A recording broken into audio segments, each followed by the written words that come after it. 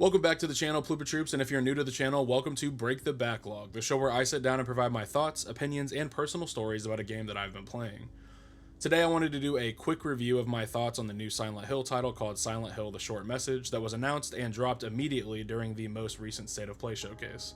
This game has been pretty divisive to say the least, with fans seemingly split over whether or not this is worthy of the Silent Hill namesake based on a whole variety of things, so I thought I would just, throw my 2 cents out there for whatever that's worth. Now, I just want to preface this by saying that I have only played and completed the first Silent Hill game other than this one, that was on the PlayStation 1, which I will be sharing my thoughts about soon, so keep an eye out for that video.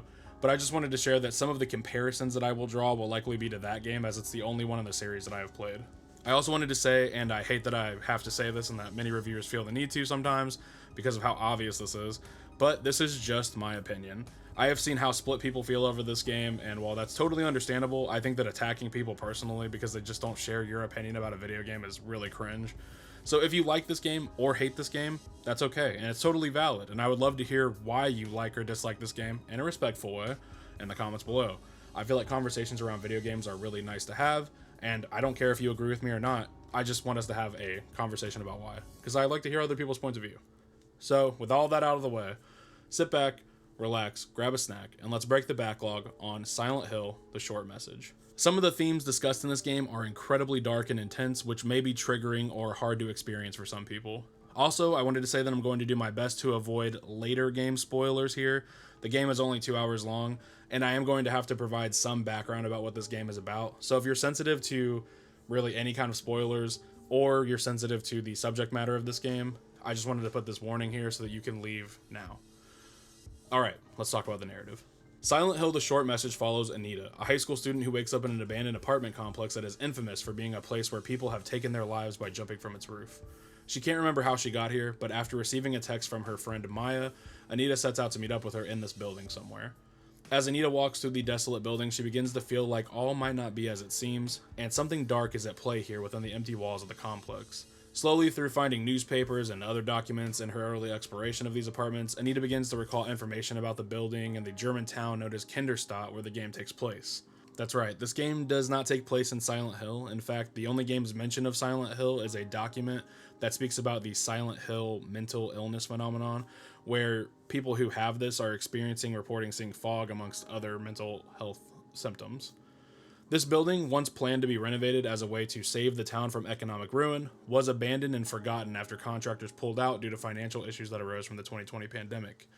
The legacy that this building would have and should have, if these renovations had been done, is now replaced by one of death, pain, and misery.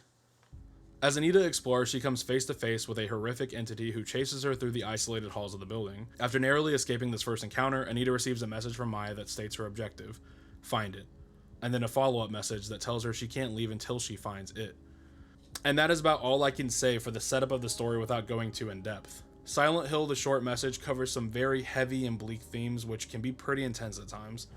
I thought overall the narrative was pretty decent, if not a little on the nose. You see, Silent Hill 1 sows a lot of subtlety, nuance, and vagueness into its narrative, where there's room for speculation and interpretation of symbolism, and that's not really the case with this game, as the story lacks subtlety and is instead very upfront about what's going on and what emotions are being felt by the characters. I can see why this would turn some longtime fans of the series off, as it allows very little room for pondering or imagination, but in my opinion, I found the story of this game to be overall a pretty enjoyable and somber tale of loss and the pain and cycle caused by trauma, abuse, and mental health issues. It covers some very real and very human emotions, and while it stumbles with the dialogue at times, which we'll get to, it did provide a story that was, I felt, worth experiencing. This is obviously very subjective, as not all of these themes will hit with everyone, but for me, despite some things not working within it for me, I like the story. Atmosphere is a huge part of what makes a good horror experience, and one big component of that is how a game visually tells its story. The Short Message is a game that shoots for that realistic kind of visual, and it's mostly a game that is easy on the eyes and has a high production feel with some caveats. I thought the setting and environments in this game were beautiful, and the lighting and disarray that these apartments are in added to the rigid and anxious feeling that something within these walls is waiting for Anita. Art plays a big part of the story, specifically that of Maya, and finding her art pieces around the world injects small doses of beauty into this building that has been overrun with memories of hate, hurt, and trauma.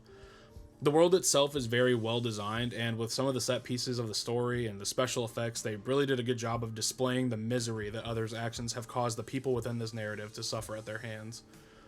Words that have been burned into characters' mind may be represented as notes that cover the walls as they run for their lives, as animated scribbles that hang over their heads as they just try to navigate through their day, doing their best to stay unnoticed.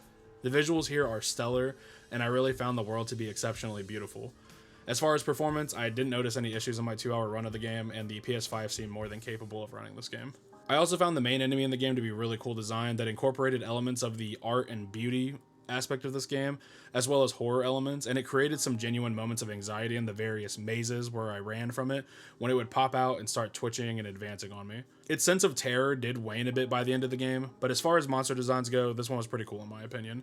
The cherry blossoms tie into the story and the themes of beauty being born from tragedy, and the schoolgirl outfit fits some of the bullying themes covered in the game, as everyone in this game is like high school aged. So we have a solid enemy design, a beautiful world with good set pieces and effects that carry forth the dark and heavy narrative devices. All is good there.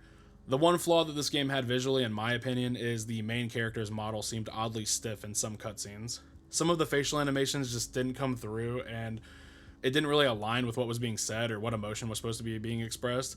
And sometimes the character for Anita just looked really, really rough, and at times her model stuck out and clashed against the beauty of the world around her. That was something that I just didn't like. There were times where I was like, man, I'm not really like, what's going on with her face? It just was a little awkward at times. As for the sound design, the sound effects and soundtrack were really solid here. Something that I thought was really neat little touch of detail was when the certain sounds like Anita's phone flashlight clicking or the sound of laughter as the monster closes in on you come from out of the DualSense's built-in speaker. These cool little uses of tech can be kind of rare, and I'm sure that some people thought this was dumb, but I enjoyed this little detail. As for the overall sound design, I have really no complaints here for the most part. There are eerie and unsettling sounds as you explore the game's world, and the soundtrack is beautiful. The somber piano tracks remind me of those that Silent Hill 1 included during more emotional moments, as well as the intensity of the chase music when the monster stalks the hallways looking for Anita. The music didn't clash with the narrative, and it was a good companion to the world of the short message. What I did have a problem with, sound-wise, was the voice acting and direction, as well as the dialogue and writing in some of these scenes. Some of the writing here is pretty cringe, and I understand some people disliking that all of Anita's thoughts were basically said out loud. This sometimes felt like the writers did not trust that the players were smart enough to infer what emotions the characters must be experiencing, and so they settled for just writing it out clearly. Some of the voice lines also felt really hollow, and for such an emotionally charged narrative, it was almost sad when voice lines just fell flat or felt misdirected because it took away from the seriousness or the weight from the scenes. While the music felt like a good companion and worked together with the narrative to create a cohesive overall emotional and thematic experience, these awkward voice lines seem to clash constantly and take away from the otherwise tense moments. The gameplay is going to be rather quick to talk about, as there just isn't really a lot to it. It's a walking simulator where you walk around and discover bits of lore about the world. Usually, once progress is made and a big reveal takes place, a chase sequence occurs in which Anita has to escape from the entity. The exploration sequences are really straightforward. Basically, it's almost to a linear degree where you can't really stray off the beaten path that's laid out before you. So most of the gameplay elements and mechanics of this game come in the chase sequences, which essentially is the same thing, just at a faster pace as Anita kind of like jogs around running from this monster.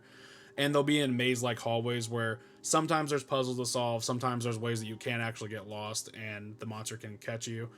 But yeah, it's not a whole lot to it. These puzzles are a far cry from the puzzles of the original game, as it basically just consists of finding objects that are clearly defined, and in some instances they're even just straight up located for you and you're shown where they're at. Something I really enjoyed about the original Silent Hill game was the lack of help from the game and it being a more hands-off experience than many of the games today. Now, I typically don't mind UIs or the hand-holding that much, but to experience a game without it for the first time in a while, in its own way, was really immersive, especially in a mind-bending place like the town of Silent Hill. The puzzles in this game, on the other hand, are pretty shallow, and they don't take much, if any, brainpower to solve. There is one puzzle that revolves around finding objects while being chased, and while this was intense on my first few tries, it quickly became more frustrating than anything, as dying meant starting the collection process over from the first item. If the narrative is the strongest thing that the short message has going for it, the gameplay is the weakest. This game is essentially an interactive movie, and for some people, I think that may be a huge turnoff, while for others, that may be a big plus for you, I guess. For me, the actual gameplay was more or less just a mundane task that I saw as a means to an end to get to the end of the story. Silent Hill: The Short Message is less of a video game and more of a cinematic experience that covers some really relevant and dark themes. I think that some may find this a bit too on the nose or edgy, as these topics and horror itself are subjective. What may resonate and strike fear in some may not work for others, and that's okay. For me, the narrative worked pretty effectively, and I thought that the themes and subject matter were both interesting and relevant to the cycles of pain, self-worth, bullying, trauma, and surviving abuse. The narrative hit a bit close to home for me, and I was invested in seeing it through. This was also due to the beautiful score, which did convey and match the poignant story, as well as the eerie and unsettling world within the walls of the apartment building. Despite these strong points, I did find the messaging pretty upfront and on the nose, and sometimes the way the story is communicated through the stiff dialogue, where the tone and delivery of the vocal lines don't always mirror the emotions of the moment, really did clash with the seriousness and take me out of some of the darker and more emotional moments of the story and kind of break that immersion. As I said before, this game is more cinematic and less game, so the gameplay really offers little in terms of what you'll actually do on the physical side of things. This makes this game basically a horror walking simulator, as I've said before, which isn't an uncommon sight to see in modern horror games, but this, as well as some of the over-explanation of emotions and lack of space for the narrative to breathe, may turn those who are looking for something that resembles the older games off. As for my own personal takeaway, I did find some enjoyment here, and overall I walked away with feeling like my time had been well spent. It's a game that stumbles sometimes, but it was intriguing enough for me to stick around till the end. Thank you for watching this video and spending some time on my channel, it really means a lot to me. If you enjoyed this content, please let me know by liking and subscribing, as this really helps out my channel, and let me know what you thought of Silent Hill: The Short Message in the comments below. I would love to hear your opinions, whether you liked it or not, and why, because I do plan on playing the rest of the Silent Hill series, and so I would love and I value the opinions of all of the community, not just the old fans, not just the new fans. I would like to know anybody's opinion on this game. Until next time, take care of yourself. Peace.